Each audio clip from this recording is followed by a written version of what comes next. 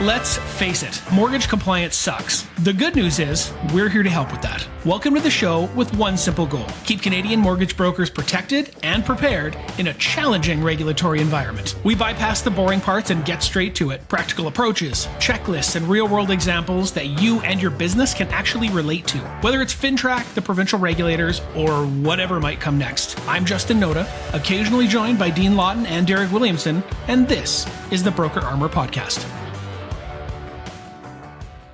Welcome back to the Broker Armour Podcast, the compliance show that treats episodes like you hope to treat every compliance conversation you had, which is quick, to the point, and feeling like you learned something. I'm Justin Noda, and today we're going to tackle some heavy stuff with Deryk Williamson, who is the national partner at the A Better Way Mortgage Group, and a bit of a compliance junkie. Deryk, is that true? Welcome. Thanks for having me on, buddy. Yeah, I love this stuff. The industry is changing every single day, and I think that people should be continuing to upgrade their skills when it comes to compliance, and this is the exact reason for this podcast. So let's get into it. Yeah, it's awesome because me and you have a conversation every day about something or other compliance related. So it's neat that we are going to have this section that we can kind of break off into and not only talk about stories that either, I come across or you come across or Dean comes across, but just, things from the past, things that are coming up. Nothing's off limits. So as you said, yeah, let's get into it. Now it's kind of different because what separates the top agents from the rookie agents really isn't the same as it was even 5-6 years ago. Today, we're not going to be talking about so much making money, but we're going to be talking about how to keep your money, which is something that continually comes up in our line of work and is becoming more prevalent, but also more difficult to do just with all the stuff that we have to jump over and all the hoops that we have to go through. So in this industry, you can do everything right? You can get the best rates, you can close on time, and you can still end up in a lawsuit 2 years later. Today, we're going to be talking about the paper shield. Those are the protocols, that are going to protect your business from E&O claims. And we're also going to start to discuss why suitability is the buzzword that you can no longer afford to ignore. And Deryk, I know you guys have kind of taken a lead on suitabilities. It's not 100% mandated that brokerages use it, but I know A Better Way does. Yeah, it's a huge piece. A couple comments. I wanted to just highlight that since we're at the beginning of this podcast, you can do everything right in the process with a client. You can be the best mortgage broker on the face of this earth, and they can still sue you. People can sue you for whatever they want to sue you for. So how do you protect yourself and how do you back that up? And at the end of the day, if you wind up in that situation of a claim, it's about proving what you did, right? And suitability, working into that conversation, suitability is going to relieve so many of these situations, right? The most amount of claims of clients being put in the wrong product, a more expensive product. Think back to, 4 or 5 years ago when most people were opting for a variable and rates went through the roof. And that was a significant amount of claims, not within A Better Way, but in speaking with our E&O provider, that was one of the biggest claims. Similar situation when we were putting people in, 1 and 2 year terms at the same time, thinking rates might come back down and they didn't. So you have to think about the advice that you're providing. One piece always worked into our business was we educate, the client decides, right? We present options. We talk about, market trends. We talk about what I would do as a broker and a borrower, but the client has to make that educated decision. You cannot make those decisions for them. And that's how you protect yourself. And working in suitability into these conversations, you quite literally are having that client sign off on the product that they are taking, understanding the risks involved, right? So I personally, yes, it's one more document for brokers to work through. I think it's one of the best conversations that you can have and really feel protected. And truly, if a client opted for the wrong product, but they signed and took it, that conversation is a lot different for the broker, right? You're making that call with, comfort and compassion to talk to that client, work through that, find a solution for them rather than being fearful that they're mad at you because you stuck them in the wrong product. And that's going to always go back to TD trigger rate conversations with me. Right. If you go 100%. 2 years, 3 years ago when that TD rate went the way it went, I had brokers calling me talking about, horror stories about, the mother who called her and said that they can no longer put their kid in hockey because you told me to go in a variable. Right. Yeah. And they had nothing to fall back on because suitability isn't a requirement in BC or Alberta. It's strongly suggested. Ontario's a little bit different. But just having something signed by the client that shows that they were aware and they understood and they move forward anyways would do nothing but, help that case and hopefully help you sleep a little bit better at night. Absolutely. So I think we're going to start with the 3 things. So we've kind of broken this down into kind of 3 pillars, which are retention, suitability, and then unfortunately crisis management. And let's start off with what I think is one of the most difficult but important pieces to get through to the importance of brokers. And that is communications, right? Communications is something that I think is a big piece of the fall apart just because it's not something that the brokers have already implemented into their everyday process. It's something new, and there's so many changes that are right now that it just doesn't feel like it's as important as a FinTrack or as the MSA in BC. So it's kind of taken a little bit of a back seat, but I think it's where most people are going to get caught up. And I think it's going to be your biggest piece of additional work that you're able to do to help protect yourself. Yeah, absolutely. And I mean, as we dig into this, I think back to when we were brokering, and we quite literally, and it takes effort and, it takes a push, but you need to try to train your clients to communicate with you in a single way, right? Like obviously there's going to be phone calls, but we flat out told our clients, like, we don't do text, we don't do WhatsApp, we do email, right? And the purpose of that, A, it made things a lot more streamlined for us and our team. But B, we had a trail of everything, clean and concise. If anything ever happened, we could pull that trail of email communication and, produce it, A, whether it's the client need it, or, B, worst case scenario, if there's a claim, right? And we could prove all the conversations that happened. And I think the proof is the big thing. If you don't have it, it didn't happen, right? Like if you have a phone call and then it turns into he said, she said, dollars to donuts, the regulator is siding with the client. Right? That's push comes to shove. That's what's going to happen. So one of the pieces that we're trying to get not pushed across from a regulator, but from a brokerage standpoint is the importance of brokers retaining those, right? Keeping a file for all your communications, right? Your texts. Hopefully it's just texts and emails. Because when you get into like Snapchat and WhatsApp and all those type of things, which do happen a lot. They're just a lot harder to, download onto your computer and keep in a file and keep organized for that, down the road situation that you're probably going to need. And you're going to be grateful that you did. And I think that's one of the biggest things because it does take, it's that extra step, right? It's that extra 30 seconds in order to get it down and get it in that you could spend, looking for new clients or assisting ones that are already on your desk. So I think it's just the fact that people have to learn, like you said, it's not too much to learn, but it is something else that you have to implement. But I think it's one of the biggest pieces. I think it's the biggest turning point and the biggest way that you can add protection with the least amount of effort. Yeah. And again, just to highlight that one piece, if there is ever a claim and you're involved as a mortgage broker, the regulator 100% will be issuing a legal summons, which is a mandate to give them everything, including texts, WhatsApp, everything that you can imagine. So having all that information readily available, again, is just going to save you time, energy, if that ever happens, and hopefully it doesn't, but you want to be prepared. Yeah, that's exactly right. I think another one is like a recap email. And I know you guys probably did this a lot when you were actually out there brokering the amount that you were. If you have a conversation, follow up with an email, right? Again, what we're doing is we're looking to get it written down somewhere that you can pull it 2 years later and be able to recount that conversation with, again, you can't do from a phone call. In my opinion, there should never be an important phone call that doesn't have a follow-up email, right? So you think about the process as a broker, like that introductory phone call, right? Like we took notes from that, we copy paste into our CRM every single time. So we had a detailed breakdown as to what went on in the file.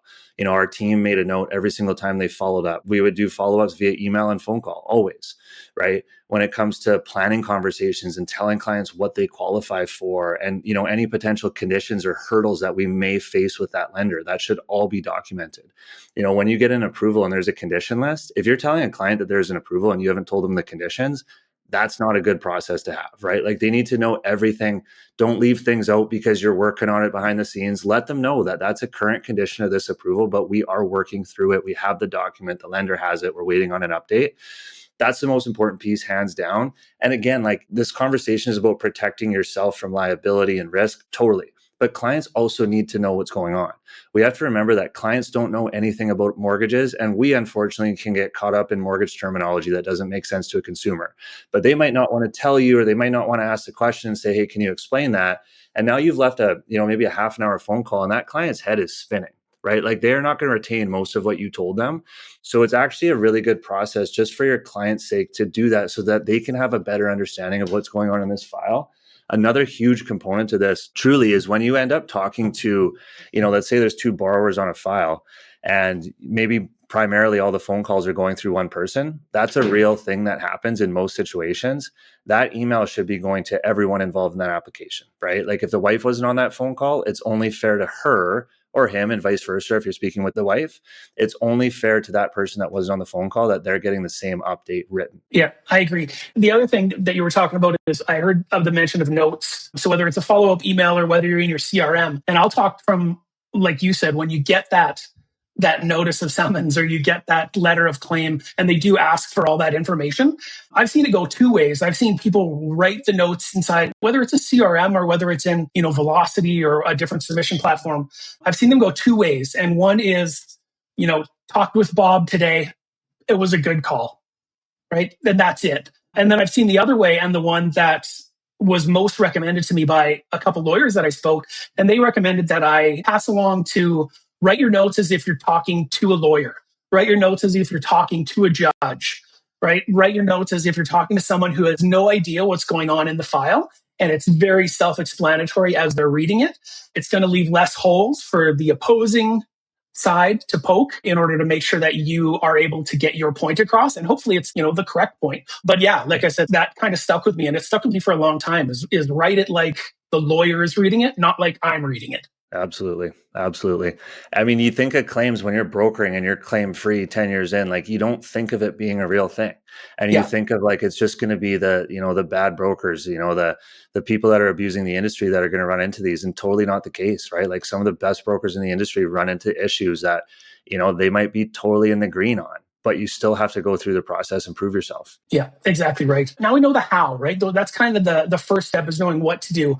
So with the how done, now we have to know what, right? What do we document? What rings that bell? What flies that flag that realizes this is probably something that we should keep handy? Again, not necessarily at the whim of the regulator, but just for our own self-conscious to make sure that we're doing stuff right. And that's when I mentioned at the top, suitability. Right? Suitability is going to come into play. And what I think is the enhanced consent form that's making more of an appearance now, with the amount of claims and whatnot that have been coming through, and with compliance kind of being top of mind for everybody. Those are kind of the two main forms that I'm seeing people use, along with retaining communications in order to help, create that paper shield that we were talking about. Absolutely. And I mean, eligibility versus suitability, right? Like two very, very different terms, two very different conversations. Eligibility is, can they get the loan? Do they qualify? And a lot of times the answer can be yes, especially if you're working in the alternative private space, which I will say there are far more claims in the alternative private space than there are prime. Yep. Suitability is, should they get the loan, right? And this is where you as the broker need to be the advice giver. You need to go through the pros and cons of these products and talk about penalties and, renewal. Like that's a big piece primarily in Ontario. You stick someone into a private mortgage in Ontario, a lot of them have significant renewal fees.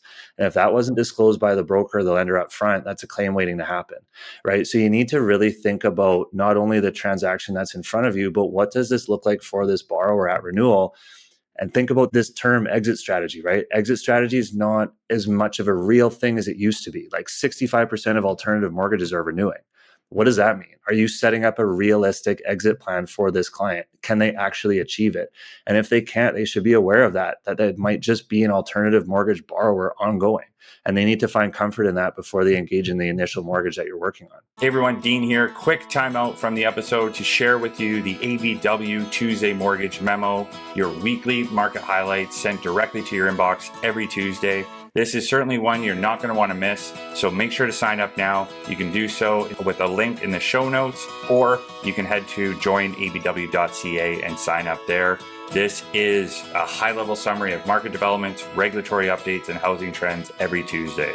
So hope you enjoy it, and back to the show. We'll talk about the first one, which is the suitability form. And we did talk a little bit about this. It's something that's on all the A Better Way mortgages, not just in Ontario, but through Alberta and British Columbia as well. And I've seen some people that do it and some people don't. Some people know the purpose of it and some people don't. And it's definitely an extra step, right, that people need to do and they need to get comfortable with. It's coming in the MSA. It's going to be one of the forms just because it's kind of following suit from what Fizz was doing, and it's a very real thing out there. But let's talk about the purpose. Let's talk about what it looks like, what it covers, why do we have it? So the purpose, as far as I'm concerned, is straight up to document the advice. We're going to want to make sure that something shows what we told the client, why we told the client it, and that they understood and accepted, the information we've had and the path forward that they chose. Yeah, absolutely. And, those forms, they're a work in progress throughout the life of that transaction, right? Because the conversation at the beginning can and often does change depending on what they qualify for, the certain product that, fits their needs.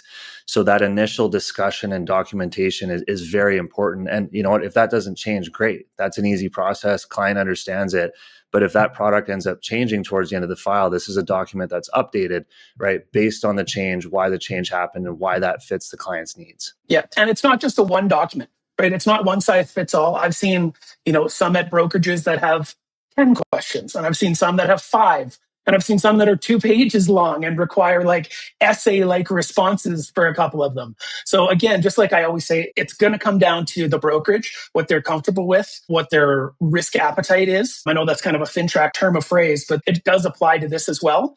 It's just a matter of getting something documented, as you said, that covers certain questions to make sure that no one can come by and bite you in the ass 2 or 3 years from now. Yeah, keep in mind, like lender commitments and our compliance documents don't outline enough detail around the product and the penalties and the renewal costs. Like that's not a thing, right? Yeah. So these suitability documents should include, general material risks for people to understand about the product. So I think it's just more education for the consumer, which again, these products are so nuanced, they change all the time. Clients are never going to have this knowledge ever, right? And they're relying on us to issue that. So this is just a clean and concise document that A, gives you a lot of liability and protection from potential concerns and claims.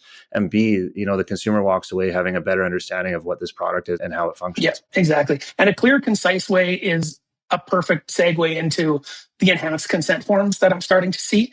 Enhanced consent forms are literally more clear and concise version of probably what a whole bunch of people are used to, which is like a credit consent and that's it, right? Can I pull your credit? Yes. Great. And then they move forward. Where an enhanced, client consent form, service agreement, engagement letter, whatever you want to call it, it's going to be more detailed. It's going to list out a ton more things that's going to help protect you by setting expectations kind of at the start. To everybody out there, let's make sure that we're getting our engagement letters signed at the very start of the transaction and not when we're about to close. Yeah. That's something that we see and I have seen for the past number of years. And again, I think that's just a process thing, right? You got the brokers that have been in there for, 10, 15 years, and they always get it signed at this stage. And now someone is coming and saying, no, you have to get it signed then. And lots of the times it's just they forget to do it. But it is important that all that stuff is covered for you right at the start. Because again, it's just going to leave a hole if it comes down the pipe and you get through an E&O claim and then you say, oh no, but you did sign this. And they say, well, the thing happened on December 1st and you didn't get me to sign it until December 7th. So it's just going to lessen your cause and lessen your protection. Oh, it's funny you say that, like people thinking that consent form is just for a credit bureau, right? Like that's one of the many things that are included in that, like sharing information. You need consent to share information. The second you get information and you're sending it to a lender or even talking to the realtor, like you have to have consent to do that. Like the other piece, you talk about brokers that have been around for 10, 15 years. I love that because Filogix, I don't know if they still do, but they used to have a checkbox for verbal consent to pull credit, right? Like that's an issue waiting to happen. How do you prove that verbal consent? So you can't blame people, but our industry is constantly changing. And that's why within a better way, I mean, we take compliance so seriously. We want to empower people. We want to make sure that we're wrapping our head around this information, sharing just constant resources. But as a sub-broker or licensee, this is also on you to understand the function, of compliance and the constant changes. Like you have to contribute a portion of your time in your business to understanding this, because that's really what's protecting your livelihood, right? Like the business isn't just about finding a new client and making that money, to your point earlier. It's about keeping that money, right? Yeah. And keeping your business clean. Like if you're in this for the long haul, this needs to be a priority in your business. Yeah. And if you're going to be in this business for a long time, right? Even with perfect forms, you get everything signed, you're above board, everything looks great. Things can go wrong, right? And what happens when you do get named in a claim, right? What happens when you do receive that email that nobody ever wants to receive because it just makes you sick, right? That nauseous feeling when you aren't going to be able to waive a financing condition date and you're not hearing back from your underwriter. Multiply it by 10 because that lack of phone call is now going to cost you 30 grand, right? So this kind of leads us to that third point, that third pillar, which is the crisis management, right? The active claims protocol. Again, something no one ever wants to do, but there's definitely stages and there's things that you need to make sure you're aware of and processes that at least we have in place. Hopefully your brokerage does as well. And the first thing that I'm going to say is to let your brokerage know what's going on. Don't want to keep this a secret. As soon as you get something from a lawyer, you're going to want to get that in front of your compliance person, your principal broker, somebody else, in a leadership stance inside your brokerage so they can advise you as to whatever your policies and procedures dictate you should do. Oh, absolutely. And I mean, this is obviously like the point that you just said. It's something that's going to make your stomach spin. And, maybe you are in the wrong in this situation. That doesn't give you rationale to brush this off. The longer that you let this sit and fester, the worse it's going to get. A lot of these claims need a response within a certain period of time, right? Sometimes it's 14 days, 21 days. And to go through that process, get E&O involved, have them review, approve the claim, introduce you to, legal counsel. There's a process involved in that. So immediate notification is absolutely mandatory. And look, we're all here to fight the same fight, right? Like we want to work with our agents to get through this. We want to prove them innocent. We're all on the same team here. So yeah, I would hammer that piece home, immediate notification. And, our agents within a better way would probably be blown away with, the level of service and resources from our side that will go into this to help them through that situation. Yeah, exactly right. And a quick note is don't admit fault. Yeah. Don't email back saying, oh, you're right, I did do that, right? Just don't do anything, reach out, get people involved. We're happy to help guide you. And then, like you said, our E&O providers are here to guide you as well, right? That's what they're for. They go through this stuff every day, so let's lean on them. And the one piece of this that I know lots of people don't ever think about, and that's the deductible, right? That's involved in this whole thing, right? Just like any type of insurance. If you're going to be making a claim against it, there's going to be a deductible that's involved. The amount of the deductible is going to have to do with your personal brokerage's E&O coverage, the insurance provider and what the deductible looks like. But that's the broker's cost to cover, not the brokerage's. I mean, it's a big piece, you hope you never go through that. But at the same time, as much as there is a cost, you're also grateful that you have E&O in that situation. And to remind people what E&O is, it's errors and omissions insurance, right? Like we're all human. We can all make mistakes. And that's what this coverage is for. That's exactly right. When you get into the coverage, we're going to talk about the support team a little bit as well. Like we said, E&O is all about supporting the broker who they're covering. So I think it's kind of important to know the process. So you've reached out to the brokerage, you let them know what's going on. You're going to have a decision to make, right? You're going to get a little bit of information in regards to what the process is, what the deductible is going to be. Typically, you're going to kind of get that, yes, I'm going to go ahead with it, or you're going to decide no for whatever reason. I don't usually suggest if it's gone to the point of getting a claim that you just step back from it. But once that happens and everything kind of moves forward, the E&O provider is going to give you a claims adjuster that's going to kind of act as your top of mind, your front end person to help organize. They'll get in touch with you. They'll get your side of the story. And then they're going to involve a counsel, right? They're going to get a lawyer that's assigned to handle all the legal communications and all the defense strategy. They're not just getting in there and, writing a check and moving on. They're in this with you. We're paying and you're paying for their services to be retained. I'm not 100% sure what the process might look like. It might look different for each separate claim, but from there, your support team is there to walk you through it. Yeah, and I think something to consider is, put yourself in the client's shoes, assuming it's a borrower in this situation. And, maybe it's a negligent claim and, there's nothing really to it. And they ended up taking private financing, but it's their own fault. And, they didn't sell their home, but they wanted to, and they decide to sue the broker, right? The first thing the lawyer looks at is, was an issue made on the broker side? Can we defend this? And B, what is the other side looking for? How much money are they looking for? Right? Because people can make claims just with a hope of getting some money back. They hope that we're going to look at it and go, oh, here's $50,000. Let's settle this and walk away. Right? That's not the approach that these lawyers are ever going to take. We do everything in our power not to pay a claim when it's not justified. Right? But you have to really look at this, and you have to think from the borrower side too. They are quite literally paying money, and it can be significant money if it's going to court. So it has to make sense for them to proceed. The counsel's initial job is to understand the claim. If the broker didn't actually make a mistake and we can prove that, they try to squash it. And if a borrower on the other side doesn't feel that strongly about the claim, they will often walk away because they don't want to have to risk putting a ton of money into this to get it to court to potentially lose this claim, right? Yeah. So that's the job of the counsel, is to understand the situation and ideally squash this if it's not justified. I'm going to bring it together from the very end back to the very start. And it's, what is the lawyer going to look for? And it's all into the communications, right? They're going to look for the communications history. They're going to look for everything that they can use to defend you. So all that stuff that you've gathered at the beginning of it, right? Those great notes in the CRM, communications from the client to the lenders and the lawyer, everything that's been retained in the file, they're going to ask for it, and they're going to use that as something to come to your aid, to your help with, to hopefully, as we talked about at the top, keep your money in your pocket, which was the whole main goal of this show. Yeah.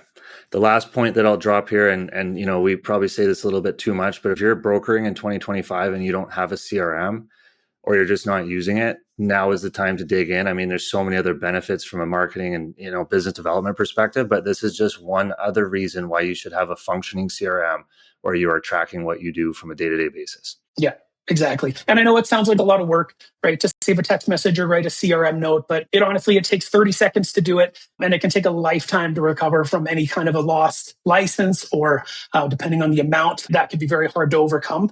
So build the habit now, right? Build it now and save later. If you're listening to this and you realize that you maybe don't have any of these protections in place or you don't have access to things like the enhanced consent form, I want you to reach out to us. We're always happy to share it. And I'll take the second to say thank you very much, Deryk, for joining me today. Thank you, buddy. Appreciate it. All right, everybody. Have a great day and stay safe out there. Thank you for tuning in. If you found value in this show, please subscribe to our channel on your preferred platform. We're available on Spotify, Apple Podcasts, and YouTube. Your support is incredibly appreciated. We also welcome your reviews and feedback, which are crucial in helping us deliver outstanding educational content. Feel free to share your thoughts. A 5-star review would be fantastic if you think we earned it. Lastly, a vital announcement about Backpack Buddies, our chosen charity for 2025. This remarkable organization addresses a hidden hunger issue many are unaware of in British Columbia.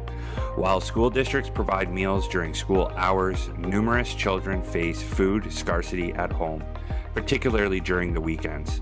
Backpack Buddies steps in to support these vulnerable children, ensuring they have easy to prepare, familiar food for weekends. This is achieved through collaborations with schools and an extensive distribution network. Your contribution can make a significant difference. With just $20, you can give a child in need a food bag from Backpack Buddies filled with enough meals and snacks to sustain them over the weekend and more. Once again, thank you for listening and see you on the next one.